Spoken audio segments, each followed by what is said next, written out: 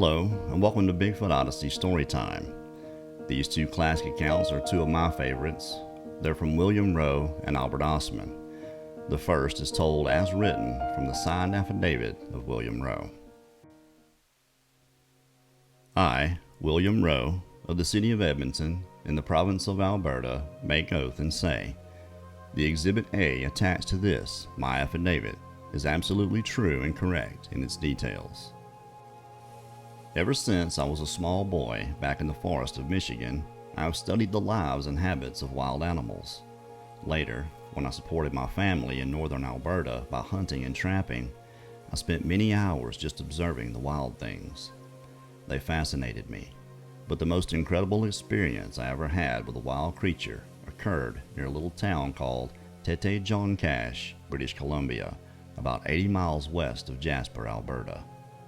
I had been working on the highway near Tete John Cache for 2 years. In October 1955, I decided to climb 5 miles up Mica Mountain to an old deserted mine just for something to do.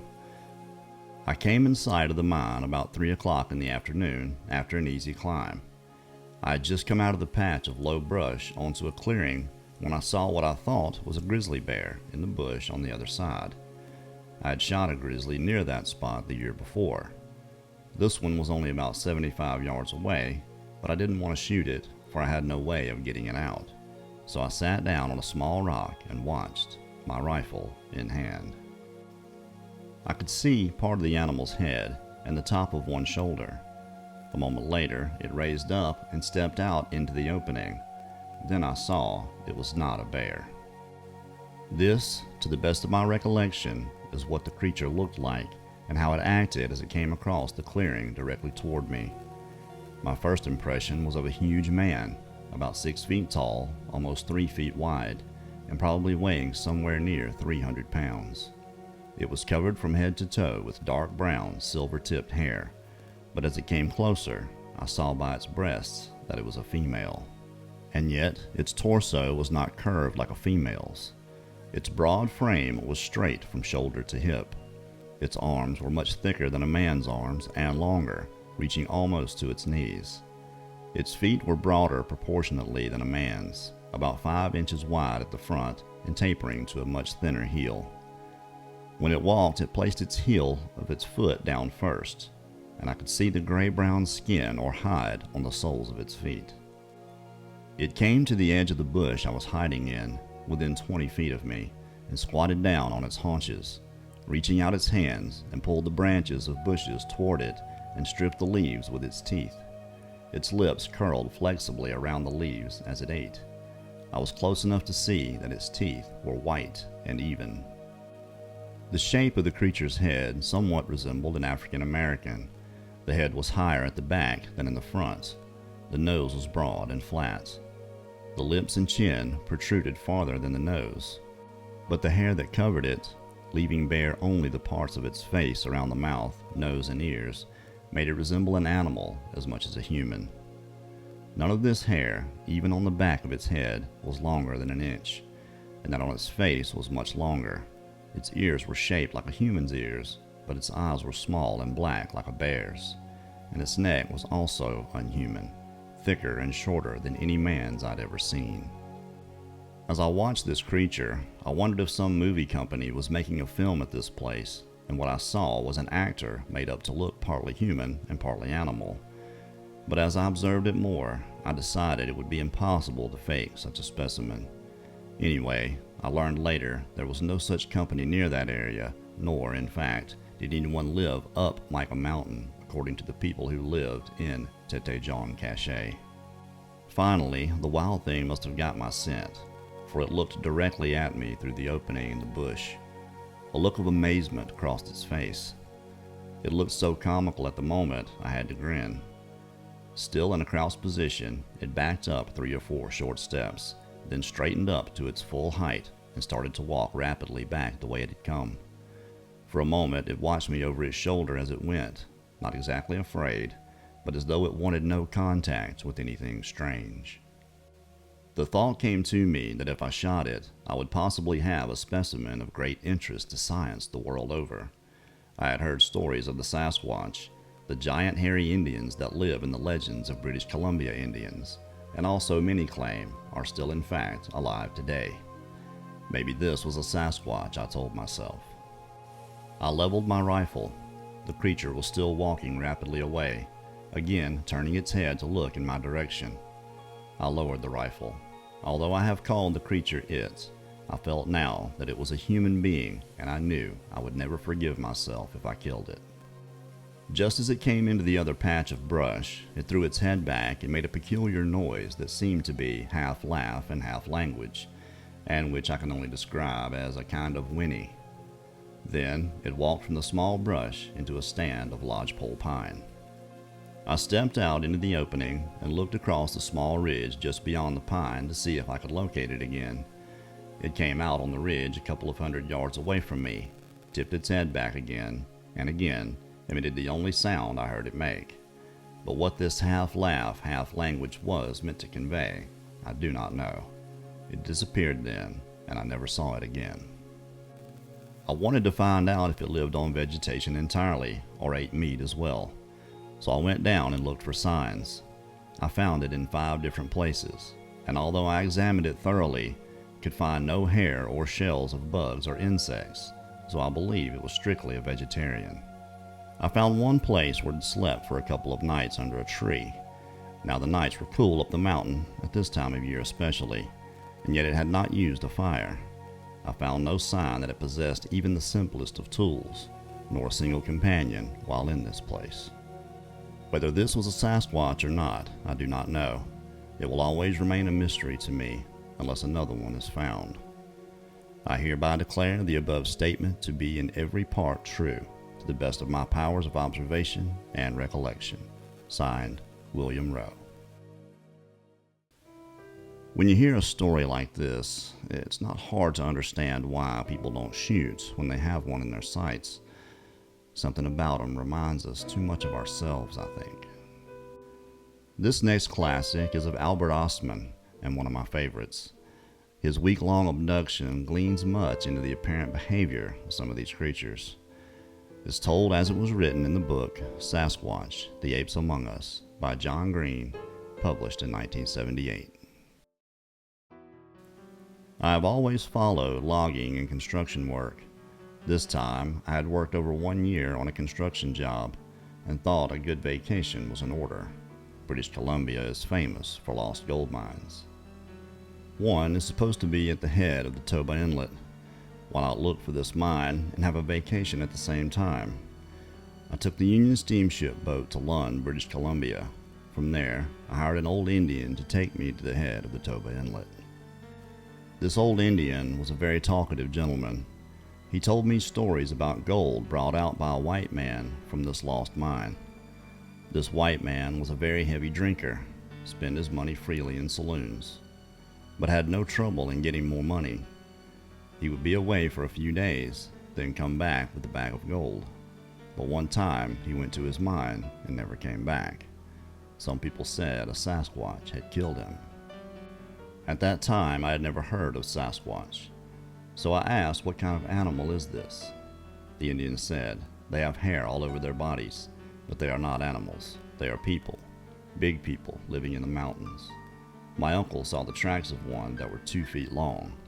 One old Indian saw one over 8 feet tall. I told the Indian I didn't believe in their old fables about mountain giants. It might have been some thousands of years ago, but not nowadays. The Indian said, there may not be many, but they still exist. We arrived at the head of the inlet about 4:00 p.m. I made my camp at the mouth of the creek. The Indian had supper with me, and I told him to look out for me in about 3 weeks. I would be camping at the same spot when I came back. Next morning, I took my rifle with me, but left my equipment at the camp. I decided to look around for some deer trail to lead me up into the mountains. On my way up the inlet, I had seen a pass in the mountain that I wanted to go through to see what was on the other side. I spent most of the afternoon looking for a trail but found none, except for a hogback running down to the beach. So I swapped out a trail from there, got back to my camp around 3 p.m. that afternoon, and made up my pack to be ready in the morning. My equipment consisted of one 30-30 Winchester rifle, I had a special homemade prospecting pick, axe on one end, pick on the other. I had a leather case for this pick, which fastened to my belt. Also my sheath knife. The storekeeper at Lund was cooperative. He gave me some cans for my sugar, salt, and matches to keep them dry. My grub consisted of mostly canned stuff, except for a side of bacon, a bag of beans, 4 pounds of prunes and 6 packets of macaroni, cheese, 3 pounds of pancake flour and 6 packets of Rye King hardtack, 3 rolls of snuff, 1 quart sealer of butter, and 2 1-pound cans of milk. I had 2 boxes of shells for my rifle. The storekeeper gave me a biscuit tin. I put a few things in it and cached it under a windfall, so I would have it when I came back here waiting for a boat to bring me out. My sleeping bag I rolled up and tied on top of my pack sack, together with my ground sheet, small frying pan, and 1 aluminum pot that held about a gallon. As my canned food was used, I would have plenty of empty cans to cook with. The following morning I had an early breakfast, made up my pack, and started up the Hog's Back. My pack must have been at least 80 pounds, besides my rifle. After 1 hour, I had to rest. I kept resting and climbing all that morning. About 2 p.m., I came to a flat place below a rock bluff. There was a bunch of willow in one place. I made a wooden spade and started digging for water.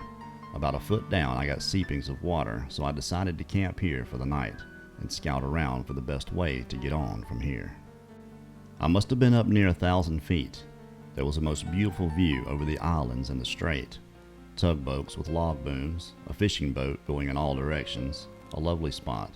I spent the following day prospecting around, but no signs of minerals. I found a deer trail leading towards this pass that I had seen on my way up to the inlet. The following morning, I started out early while it was cool. It was steep climbing with my heavy pack. After a 3 hours climb, I was tired and I stopped to rest. On the other side of the ravine from where I was resting was a yellow spot below some small trees.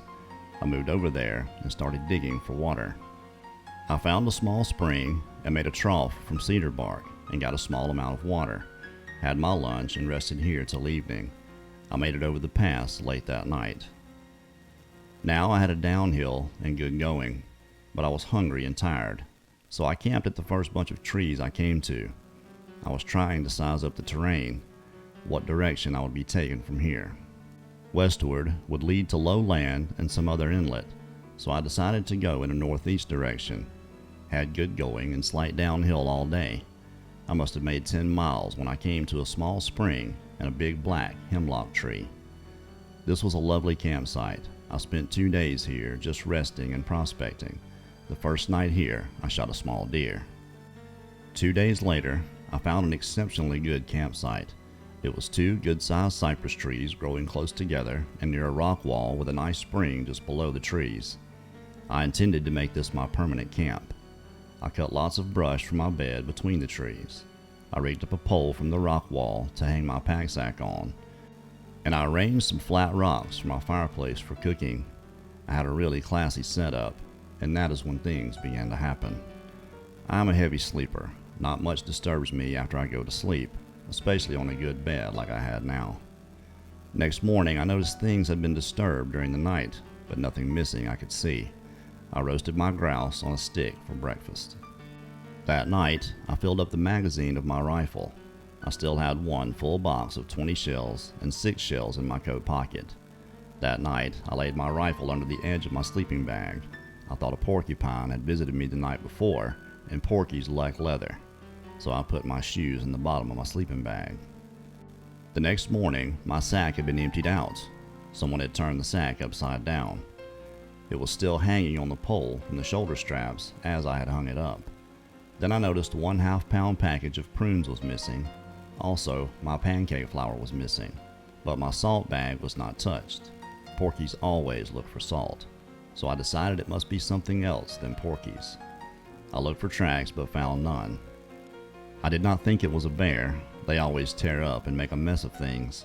I kept close to camp these days in case this visitor would come back. I climbed up on a big rock where I had a good view of the camp, but nothing showed up. I was hoping it would be a porky, so I would love to get a good porky stew. These visits had now been going on for 3 nights. This night, it was cloudy and looked like it might rain. I took special notice of how everything was arranged.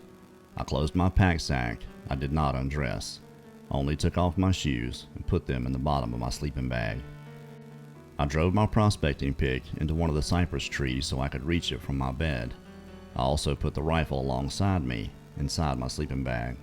I fully intended to stay awake all night to find out who my visitor was, but I must have fallen asleep. I was awakened by something picking me up. I was half asleep and at first did not remember where I was. As I began to get my wits together, I remembered I was on a prospecting trip and in my sleeping bag. My first thought was, it must be a snowslide, but there was no snow around my camp. Then it felt like I was tossed on horseback, but I could feel whoever it was walking. I tried to reason out what kind of animal this could be. I tried to get to my sheath knife and cut my way out, but I was in an almost sitting position and the knife was under me. I could not get a hold of it, but the rifle was in front of me and I had a good hold of that and had no intention of letting go of it. At times I could feel my pack sack touching me and could feel the cans in the sack touching my back. After what seemed like an hour, I could feel that we were going up a steep hill. I could feel myself rise for every step. What was carrying me was breathing hard and sometimes gave a slight cough. Now, I knew this must be one of the mountain Sasquatch giants the Indian told me about. I was in a very uncomfortable position, unable to move. I was sitting on my feet, and one of the boots on the bottom of the bag was crossways with the hobnail sole up across my foot. It hurt me terribly, but I could not move. It was very hot inside. I was lucky, for this fellow's hands was not big enough to close up the whole bag when he picked me up. There was a small opening in the top, otherwise I would have choked to death.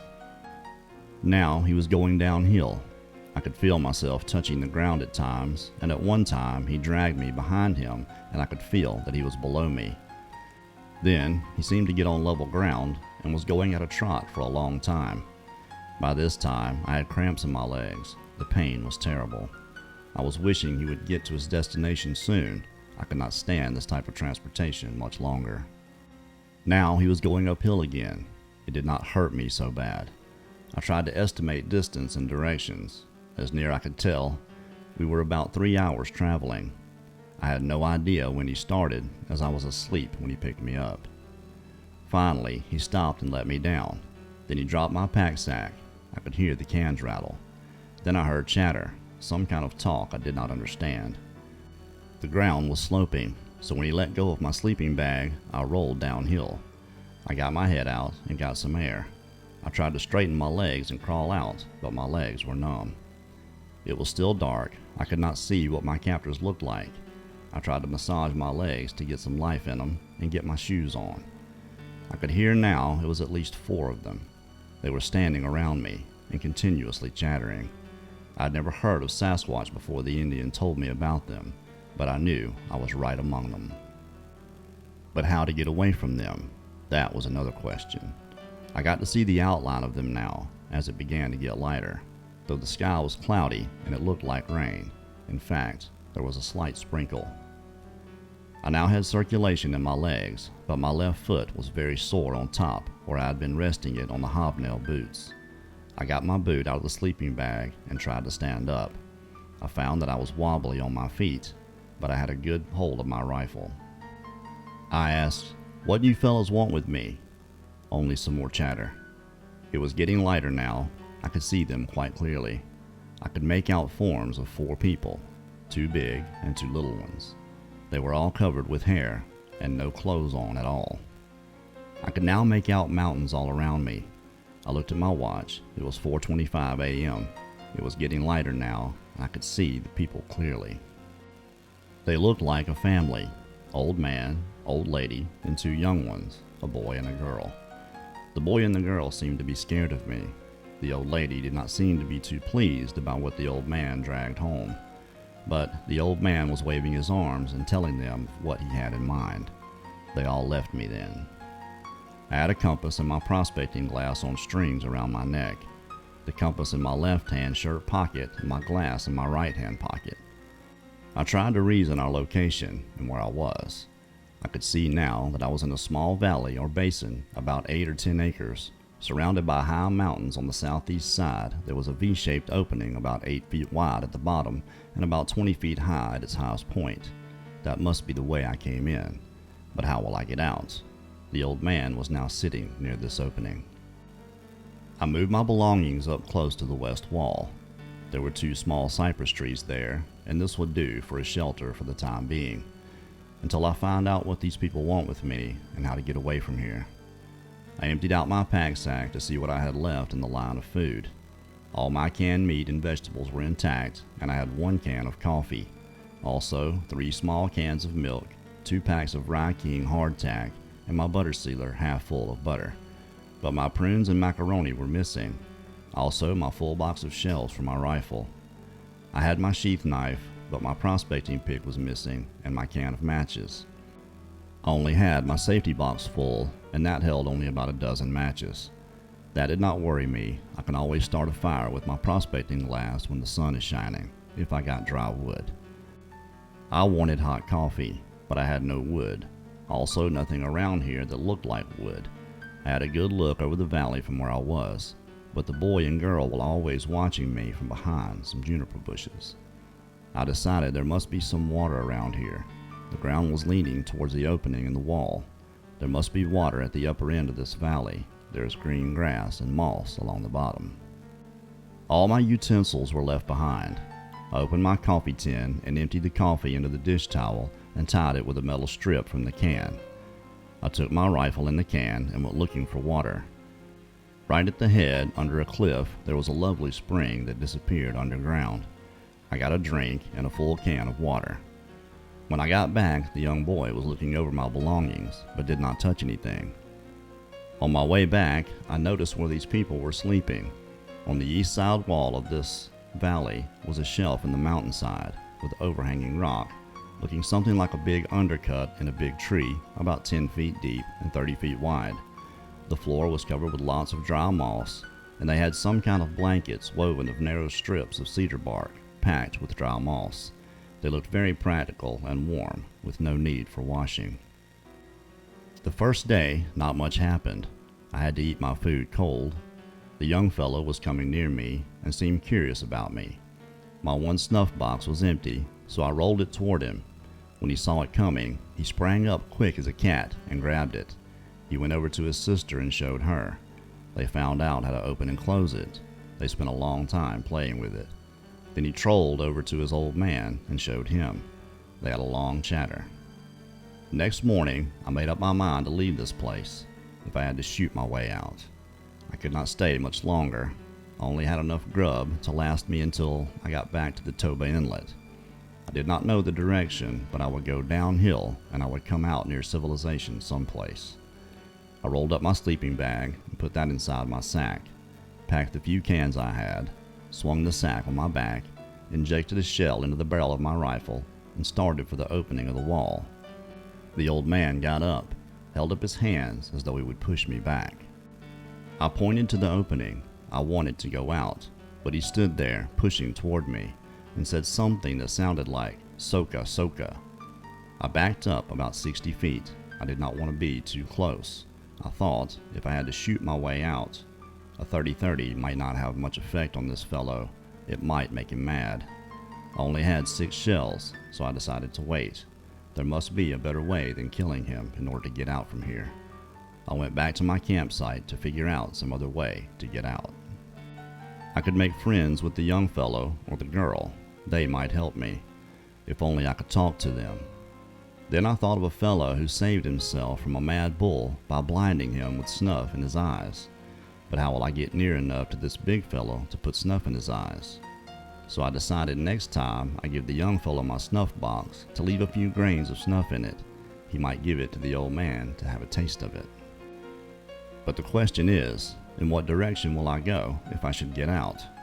I must have been near 25 miles northeast of Toba Inlet when I was kidnapped. The fellow must have traveled at least 25 miles in the 3 hours he carried me. If he went west, we would be near salt water. Same thing if he went south. Therefore, he must have gone northeast. If I then keep going south and over 2 mountains, I must hit salt water someplace between Lund and Vancouver. The following day, I did not see the old lady till about 4 p.m. She came home with her arms full of grass and twigs and all kinds of spruce and hemlock, as well as some kind of nuts that grow on the ground. I have seen lots of them around Vancouver Island. The young fellow went up the mountain to the east every day. He could climb better than any mountain goat. He picked some kind of grass with long sweet roots. He gave me some one day. They tasted very sweet. I gave him another snuff box with about a teaspoonful of snuff in it. He tasted it, then went to the old man. He licked it with his tongue. They had a long chat. I made a dipper from a milk can. I made many dippers. You can use them for pots too. You cut 2 slits near the top of any can, then cut a limb for any small tree. Cut down the back of the limb, down the stem of the tree. Then taper the parts you cut to the stem. Then cut the hole in the tapered part. Slide the tapered part into the slit you have made in the can, and you have a good handle on it. I threw one over to the young fellow that he was playing near my camp. He picked it up and looked at it, and he went to the old man and showed it to him. They had a long chatter. Then he came to me, pointed at the dipper, and pointed at his sister. I could see that he wanted me to make one for her too. I had other peas and carrots, so I made one for the sister. He was standing only 8 feet away from me. When I made the dipper, I dipped it in water and drank from it. He was very pleased, almost smiled at me. Then I took a chew of snuff and smacked my lips and said, "That's good." The young fellow pointed to the old man, said something that sounded like "ook." I got the idea that the old man liked snuff, and the young fellow wanted a box for the old man. I shook my head. I motioned with my hands for the old man to come to me. I do not think the young fellow understood what I meant. He went to his sister and gave her the dipper I made for her. They did not come near me again that day. I had now been here 6 days, but I was sure I was making progress. If only I could get the old man to come over to me, get him to eat a full box of snuff, that would kill him for sure. And that way, kill himself, and I wouldn't be guilty of murder. The old lady was a meek old thing. The young fellow, by this time, was quite friendly. The girl would not hurt anybody. Her chest was flat like the boys, no development like young ladies. I'm sure if I could get the old man out of the way, I could easily have brought the girl out with me to civilization. But what good would that have been? I would have to keep her in a cage for public display. I don't think we have any right to force our way of life on another people, and I do not think they would like it. The noise and racket in a modern city they would not like any more than I do. The young fellow might have been 11 to 18 years old, and about 7 feet tall, might have weighed 300 pounds. His chest would be 50 to 55 inches, his waist about 36 to 38 inches. He had wide jaws, narrow forehead that slanted upward around the back about 4 or 5 inches higher than the forehead. The hair on their heads was about 6 inches long. The hair on their chest or their body was short and thick in places. The woman's hair on her forehead had an upward turn like some women have. They call it bangs among women's hairdos. The old lady could have been anywhere between 40 and 70 years old. She was over 7 feet tall. She would be about 500 or 600 pounds. She had very wide hips and a goose-like walk. She was not built for beauty or speed. Some of those lovable brasiers and uplifts would have been a great improvement on her looks and her figure. The man's eye teeth were longer than the rest of his teeth, but not long enough to be called tusks. The old man must have been near 8 feet tall, big barrel chest and big hump on his back, powerful shoulders. His biceps on his upper arm were enormous and tapered down to his elbows. His forearms were longer than common people have, but well proportioned. His hands were wide, the palm was long and broad, and hollow like a scoop. His fingers were short in proportion to the rest of his hand. His fingernails were like chisels. The only place they had no hair was inside their hands and on the soles of their feet and upper part of their nose and eyelids. I never did see their eyes. They were covered with hair hanging over them. If the old man were to wear a collar, it would have to be at least 30 inches. I have no idea what size shoes they would need. I was watching the young fellow's foot one day when he was sitting down. The soles of his feet seemed to be padded like dog's foot, and the big toe was longer than the rest and very strong. In mountain climbing, All he needed was a footing for his big toe. They were very agile. To sit down, they turned their knees out and came straight down. To rise, they came straight up without help of hands or arms. I don't think this valley was their permanent home. I think they moved from place to place as food is available in different localities. They might eat meat, but I never saw them eat any or do any cooking. I think this was probably a stopover place, and the plants with the sweet roots on the mountainside might have been in season this time of year. They seem to be most interested in them. The roots have a very sweet and satisfying taste. They always seemed to do everything for a reason, wasted no time on anything they did not need. When they were not looking for food, the old man and old lady were resting, but the boy and girl were always climbing something or some other exercise. A favorite position was to take hold of his feet with his hands and balance on his rump, then bounce forward. The idea seemed to be to see how far he could go without his feet or hands touching the ground. Sometimes he made 20 feet. But what do they want with me? They must understand I cannot stay here indefinitely. I will soon have to make a break for freedom. Not that I was mistreated in any way. One consolation was that the old man was coming closer each day and was very interested in my snuff. Watching me when I take a pinch of snuff, he seemed to think it useless to only put it inside my lip. One morning, after I had my breakfast, both old man and the boy came and sat down only 10 feet away from me. This morning I had made coffee. I had saved up all dry branches I found and had some dry moss, and I used all the labels from my cans to start a fire. I got my coffee pot boiling, and it was strong coffee too, and the aroma from the boiling coffee was what brought them over. I was sitting eating hardtack with plenty of butter on it and sipping coffee, and it sure tasted good. I was smacking my lips, pretending it was better than it really was. I set the can down that was about half full. I intended to warm it up later. I pulled out a full box of snuff and took a big chew. Before I had time to close the box, the old man reached for it. I was afraid he would waste it and only had 2 more boxes. So I held onto the box, extended it to him to take a pinch like I just did. Instead, he grabbed the box and emptied it into his mouth, swallowing it in one gulp. Then he licked the box inside with his tongue. After a few minutes, his eyes began to roll over in his head. He was looking straight up. I could see he was sick. Then he grabbed my coffee can that was quite cold at the time. He emptied that into his mouth, grounds and all. That did no good. He stuck his head between his legs and rolled forward a few times away from me. Then he began to squeal like a stuck pig. I grabbed my rifle. I said to myself, this is it. If he comes for me, I will shoot him plumb between the eyes. But he started for the spring. He wanted water. I packed my sleeping bag in my pack sack with the few cans I had left. The young fellow ran over to his mother. Then she began to squeal. I started for the opening in the wall, and I just made it. The old lady was right behind me.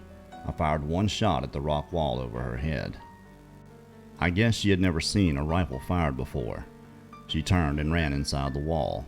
I injected another shell into the barrel of my rifle and started downhill, looking back over my shoulder ever so often to see if they were coming. I was in a canyon, and good traveling, I made fast time. Must have made 3 miles in some record time. I came to a turn in the canyon, and I had the sun on my left. That meant I was going south, and the canyon turned west. I decided to climb the ridge ahead of me. I knew that I must have 2 mountain ridges between me and saltwater, and by climbing this ridge, I would have a good view of this canyon, so I could see if the Sasquatch were coming after me. I had a light pack, so I was making good time up this hill. I stopped soon after to look back to where I came from, but nobody followed me. As I came over the ridge, I could see Mount Baker. Then I knew I was going in the right direction. I was hungry and tired. I opened my pack sack to see what I had left to eat. I decided to rest here for a while. I had a good view of the mountainside, and if the old man was coming, I had the advantage because I was up above him. To get to me, he would have to climb up a steep hill, and that might not be so easy after stopping a few 30-30 bullets. I'd made up my mind this was my last chance, and this would be a fight to the finish. I rested here for 2 hours. It was 3:00 p.m. when I started down the mountainside. It was nice going, not too steep and not too much underbrush. When I got near the bottom, I shot a big blue grouse. She was sitting on a windfall, looking right at me, only 100 feet away. I shot her neck right off. I made it down the creek at the bottom of this canyon. I felt I was safe now. I made a fire between two big boulders and roasted the grouse. Next morning when I woke up, I was feeling terrible. My feet were sore from dirty socks. My legs were sore. My stomach was upset from that grouse that I ate the night before. I was not too sure I was going to make it up that mountain. I finally made it to the top, but it took me 6 hours to get there. It was cloudy, visibility about a mile. I knew I had to go downhill. After about 2 hours, I got down to the heavier timber and sat down to rest. I could hear a motor running hard at times, then stop. I listened to this for a while and decided the sound was from a gas donkey. Someone was logging in the neighborhood. I told them I was a prospector and was lost. I did not like to tell them I had been kidnapped by Sasquatch, as if I had told them, they would probably have said he is crazy too. The following day, I went down from this camp on Salmon Arm Branch of Sechelt Inlet. From there, I got the Union boat back to Vancouver. That was my last prospecting trip and my only experience with what is known as Sasquatch. I know that in 1924, there were 4 Sasquatches living. It might only be 2 now. The old man and the old lady might be dead by this time. Wow, what an amazing turn of events. I don't know if Albert Ostman was known for spinning tall yarns, but if he was, he certainly put a lot of detail and effort into this one. Nonetheless, it's 2 great stories, classics for sure. If you enjoyed them, give them a thumbs up and share them. That helps out a lot. Thank you for listening.